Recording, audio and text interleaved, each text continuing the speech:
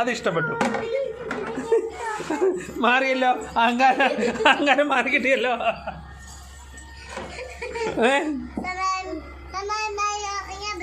സമാനമായല്ലോ. അങ്ങോട്ട് പൊടി ഇങ്ങോട്ട് കയറും. അക്കു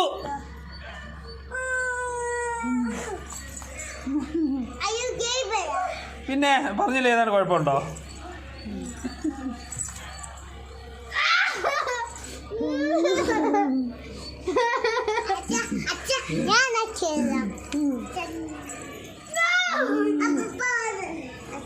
Come on.